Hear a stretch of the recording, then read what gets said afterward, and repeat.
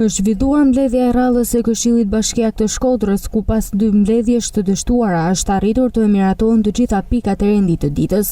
Partia Socialdemokrate në këtë mbledhje është tërhequr nga qëndrimi i saj politik, duke shprehur dakordësinë për miratimin e pikave të rëndësishme të rendit të ditës, duke lënë të kuptohet kështu për një paqe mes Partisë Socialiste dhe Partisë Socialdemokrate, pas akuzave nga kjo e fundit gjatë fushatës zgjedhore. Menaxhimi i hapësirës në plazhin e Velipojës ishte pika më rëndësishme e rendit të ditës, e cila ishte edhe pika e nxehtë e diskutimeve mes këshilltarëve. Pra, nocioni i menaxhimit të plazhit nga privati dhe situatat e krijuara në vite ku ato shëzdone, ato sipërfaqe publike trajtohen në mënyrë jo të dinjitoze dhe realisht rëndojnë në buxhetin e çdo qytetari i Shkodrës dhe çdo pushuesit, do i menaxhojmë bashkia, po i referojmë atyne privatëve që i kanë trajtuar në atë mënyrë dhe kanë marrë atë çmim, duke i vënë një çmim jo të drejtë për pushuesit dhe duke zaptuar hapësira publike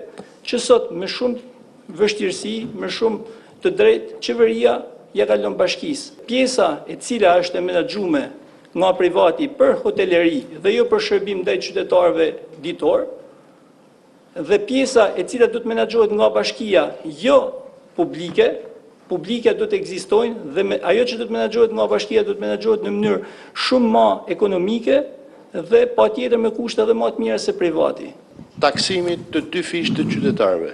Pse?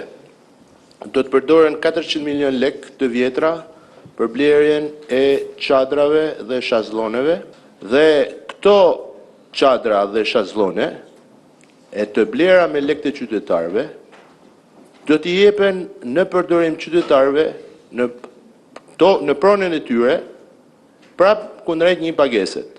Do të thotë që qytetari pagun jo vetëm 400 lekshin e kësaj, por do të paguajë edhe blerjen e shazlloneve të veta. Ku është kostoja që rëndon tek qytetarët, nëse një shazllon në Velipoj është dhënë me 10.000 lek dhe SHA-ja ofron me 3.000 lek. Patjetër që qytetarët kanë nevojë për shërbim, jo gjithë dojnë marrin një çadrës me veti dhe shijimin gjithkush ka atë mënyrën e vet. Sipërfaqja prej 300 metrash në çdo 1 kilometër është publike. Unë nuk e kuptoj se si mund t'i besohen njësër shërbimesh një shoqëri aksionere e cila në vitin e parë të saj të ekzistencës ka dalë me humje.